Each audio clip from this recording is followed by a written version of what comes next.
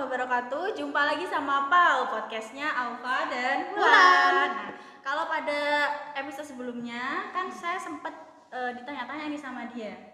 Sering ya, karena aku sering tanya. Sering tanya. Tapi yang terakhir itu kan pertanyaannya lumayan banyak ya. Jadi ada 3 pertanyaan singkat yang harus saya jawab. Oke. Nah sekarang giliran saya nih yang mau tanya ke dia. Nah, ini sudah Mungkin karena kalau fisika itu jawabannya bisa jadi singkat-singkat doang ya. bisa sih, angka doang ya, angka. Angka doang gitu ya.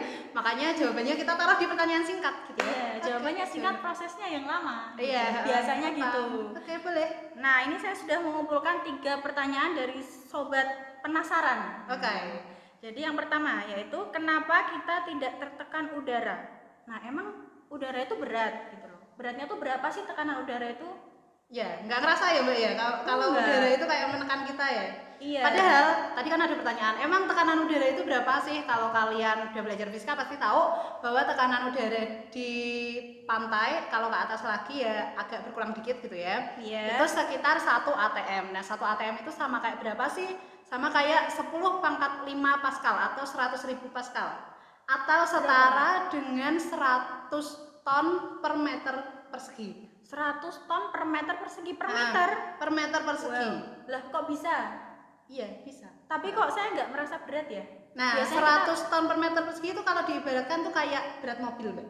Sebenarnya kayak kita ngangkat mobil gitu loh. Iya. Tapi kan nggak terasa. Nah, kenapa kita tidak merasa? Kenapa? Utamanya adalah karena ada paru-paru dan perut, diafragma. Karena jadi kalau di luar itu tadi kan tekanannya itu 1 atm gitu aja ya. Iya. Nah, ketika kita menghirup di dalam sini udaranya berapa? Ya sama 1 atm juga.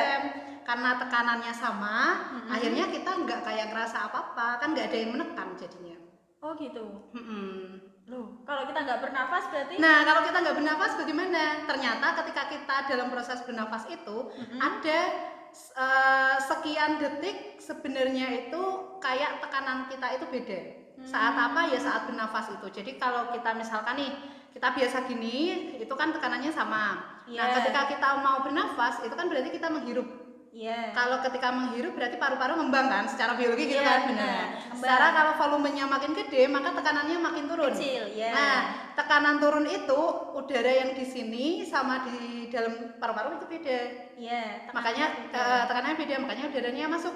Nah, saat itu aja tekanannya beda. Terus habis itu selang sekian detik sih, habis itu dia akan sama lagi setelah bernafas kayak gitu. Oh gitu ya. Jadi sebenarnya ada beda tekanan dikit tapi cuma sepersekian detik sehingga kita tuh nggak ngerasa gitu loh sebenarnya. Coba aja kalau misalkan nafasnya ditahan lama atau gimana itu kayak ya sebenarnya mungkin bisa jadi kita agak ngerasa pusing atau gimana gitu ya. Mungkin karena tekanan juga sih itu. Oh, ya gitu tekanan ya? stres mungkin ya. Wah, itu fakta baru, beneran saya baru tahu ya. Ternyata kita bernafas itu menyamakan tekanan ya antara di dalam paru-paru dan di luar. Jadi kita nggak ngerasa tertekan dengan adanya banyaknya udara di gitu. Oh gitu. Jadi Oke. intinya persamaan tekanan. Oh iya. Makanya nggak kerasa tekanan. Gitu. Jadi kalau sama-sama tertekan kita nggak merasa tertekan lagi. Iya, jadinya kalau kalian tertekan ada masalah, ya kalian tekan juga masalahnya ya. Biar hilang ya tekanan. Menekan tekanan. Iya, iyalah. Susah lah. Oke, kita ya. yang pertama ya. Yang pertama ya, seru ya ternyata ya. Terus ini kita lanjut ke pertanyaan kedua ya. Bagaimana bentuk pelangi? Wah, ini pertanyaan bagus nih. Kalau kalian pernah lihat, Mbak Ulan lihat pelangi bentuknya kayak gimana? Bentuknya melengkung gitu. Nah, setengah melengkung, lingkaran. setengah lingkaran. Oke, ternyata bentuk rainbow itu pelangi itu lingkaran, Mbak. Lingkaran sempurna harusnya. Lah kok bisa tinggal setengahnya doang? Nah, kenapa tinggal setengahnya doang? Ini karena tergantung perspektif ya. Jadi setiap orang yang melihat kalau jaraknya beda itu bisa melihat pelangi dengan bentuknya beda. Contoh nih, misalkan aku di sini, Mbak Ulan 100 meter di depan aku, atau 1 meter di depan aku deh. Nah, bentuk yang dilihat Mbak Ulan sama dilihat aku tuh beda. Oh gitu. Kalau semakin jauh berarti? Semakin jauh sebenarnya nanti ngaruhnya ke ketinggian, jadi lebih ke ketinggiannya sih. Jadi kalau semakin jauh mungkin kan dia terlihat makin kecil. Nah, kalau kita makin tinggi juga, nah itu biasanya kita bisa melihat semakin membentuk lingkaran. Contohnya itu gini, perumpamaannya gini. Kan si rainbow itu terbentuknya dari apa sih? Dari cahaya matahari yang memantul masuk ke air. Ya, ada cahaya matahari masuk membias lebih tepatnya ya, membias terus ke titik-titik air kemudian kan keluar ya. Iya. Nah, cahaya matahari sama titik air itu kan sebenarnya bentuknya bulat. That's why dia bentuknya juga membentuk lingkaran. Nah, kalau kita lihat secara jauh itu perumpamaannya kayak kerucut. Jadi mata kita di sini, di sebelah sana lingkaran. Kerucut kan? Jadi kalau kita mandang ke sana itu kerucut. Nah, semakin kita ada di tengah kerucut, maka kelihatan lingkaran bener. Betul? Oh iya. Nah, tapi kalau kita masuk misalkan gini deh dia. Ini nggak ada airnya ya. Siapa tahu ada itu ya. Ada yang mau ngisi mungkin. Iya boleh.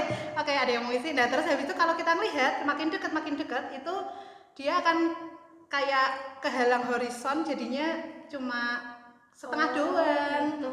Kehalang benda-benda lain gitu ya. Misalkan perusahaan, kantor atau apa. Nah, jadinya cuma kelihatan setengah lingkaran doang.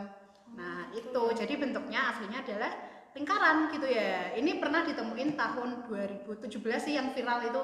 Jadi di Rusia itu ada orang yang mengamati di sekitar 1.500-an kaki. Di atas ya, tinggi. Itu ngevideoin, wah bentuknya pelangi itu ternyata lingkaran. Nah, itu heboh itu. Nggak hanya di Rusia tapi seluruh dunia. Oh, ternyata lingkaran. Itu kebentuknya di mana? Di tebing gitu atau gimana? Hampir kayak tebing. Jadi kan dia kan ngamatin ya, ngamatin dari atas. Nah, dia videoin kayak gitu. Sama kalau kita naik pesawat, kita juga bisa ngeliat tuh, dia bentuknya akan lingkaran. Beda sama ketika kita ada di permukaan bumi. Wah, penasaran saya nih. Coba ya nanti kalau kita naik pesawat, kita lihat nih barangkali. Iya kalau hujan, tapi jangan ya. Kalau hujan malah bahaya cuy. Iya, bahaya, mendung kan. Lagi musim jangan. Mending jangan naik pesawat dulu ya, hindari ya. Mending di rumah aja dulu. Dan kalau naik pesawat berharap jangan hujan dong. Jangan hujan. Setelah hujan. Bahaya juga, bahaya. Bisa jadi di sini udah selesai hujan, di perjalanan masih deres-deres ya. Nah, itu bahaya. Jadi ya udah pokoknya yang penting selamat aja lah ya, sehat-sehat semua dimanapun ya. Oke, gitu. Itu tapi aku masih mau tanya lagi nih. Jadi itu kebentuknya itu kan dari percikan air kan, bisa air hujan, bisa air apapun, air terjun gitu bisa nggak? Bisa, air terjun juga bisa. Terus kalau yang kita sering dengar kan kata bahasa Inggrisnya apa pelangi itu? Rainbow. Nah, rainbow. Ternyata rainbow ini nggak hanya ada rainbow namanya. Apa? Ada yang lain namanya fog bow. Itu dari kabut. Jadi kalau misalkan cahaya mantul ke kabut, membias di kabut itu kan juga ada titik-titik air. Nah, nanti akan kebentuk kayak pelangi, itu kita sebut dengan fog bow. Ada satu lagi, yaitu moon bow. Moonbow itu terbentuk kalau biasanya rainbow itu dari cahaya matahari. Oh iya. Kalau moonbow ini dari cahaya bulan, jadi pantulan gitu. Berarti malam dong. Kayak gitu. Emang kelihatan kalau karena nggak terlalu kelihatan ya jarang gitu ya. Jadi intinya pokoknya pantulan bulan gitulah. Nanti mungkin itu bisa ketemu kalau pas bulan purnama gitu ya, banyak cahaya bulan ya. Banyak cahaya bulan, sebanyak kabut gitu. Coba kalian keluar rumah terus cari barangkali ada pelangi malam. Pelangi malam ya, bener ya. Atau moonbow. Ya, moonbow atau fogbow ya. Wow, interesting sekali. Oke. Kita lanjut ke pertanyaan yang terakhir ya ini ya. Yap. Kenapa jika sepeda tidak di kayu bisa jatuh, tapi jika di kayu kok tidak jatuh?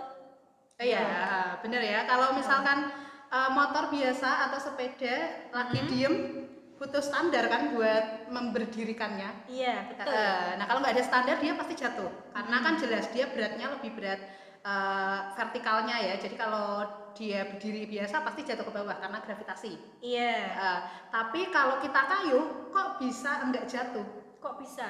Nah, ternyata di sini ada dua kemungkinan ya. Yang pertama itu karena adanya yang namanya efek giroskop. Jadi ini adalah pertahanan diri untuk mempertahankan posisi. Bener, wah itu tahu. Oh iya, saya dulu pernah. Jadi kalau misal kayak ngerem gitu ya, ngerem kan kita kayak kedorong ke depan gitu. Kita pengen tetap bergerak tapi harus direm. Kalau itu yang inersia. Nah, kalau yang giroskop ini khusus untuk yang benda berputar. Oh, gitu. Jadi misalkan nih kayak gangsing aja pernah main kan ya. Nah, dia ketika muter itu sebenarnya mau turun ke bawah. Mau jatuh ya. Misalkan muter satu, dia mau jatuh, tapi karena ada efek giroskop ditarik lagi ke atas, muter lagi gitu.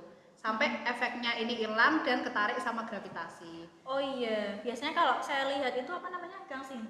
Gangsing, Beyblade ya kalau anak-anak biasanya. Zaman dulu kalah ya.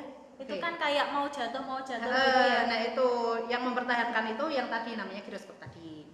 Oke. Itu yang pertama tadi kan. Yang Ada lagi kedua dong? ada, yang Apa? kedua yaitu efek sentrifugal. Oh iya. Jadi ada yang namanya gaya sentripetal dulu nih. Nah. Sentripetal adalah gaya yang menyebabkan benda bergerak melingkar.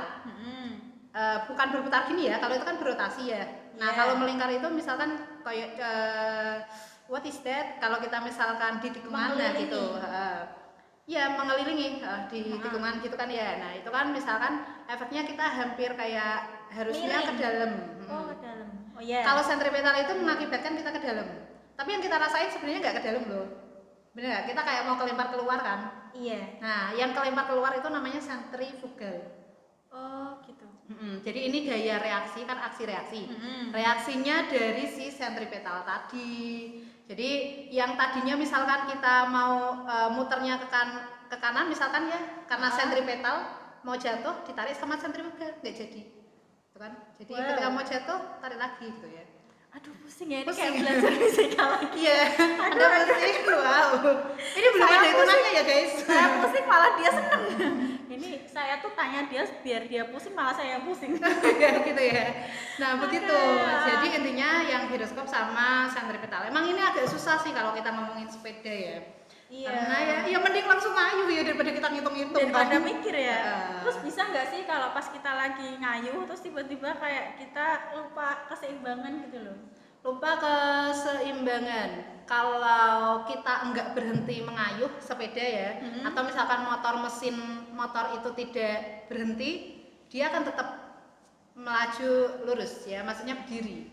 Oh, gitu. Kecuali kalau kita memberhentikan. Nah, ketika kita berhenti maka sudah tidak berputar lagi kan? Oh, Tidak iya. berputar, tidak ada efek-efek tadi, otomatis bisa jatuh. Bener, kayak misalnya kalau kita naik motor terus nggak dimasukin gigi gitu, kita nggak ngegas nggak apa-apa, kita diemin aja dia tetap jalan gitu Iya. ya. Kalau pas di turunan, di turunan, iya.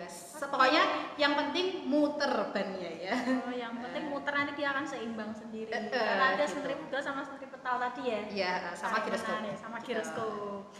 Wow, berfaedah sekali dan mumet sekali saya di sini ya. Oh, kalau kalian merasakan mumet juga, kalau mumet tulis komen di bawah ya. Iya, iya. Kayaknya ini babnya pas juga ya, sentripetal juga ya. Iya, semoga nggak pusing ya kalian ya. Iya. Oke. Oke, sekian untuk podcast kali ini ya. Semoga bisa bermanfaat. Kalau memang kalian ada titipan pertanyaan buat dia untuk next episode, Buat bisa dia juga. tulis. Untuk saya juga ya bisa tulis di kolom komentar di bawah. Sekian, terima kasih. Wassalamualaikum warahmatullahi wabarakatuh. Dadah. Waalaikumsalam.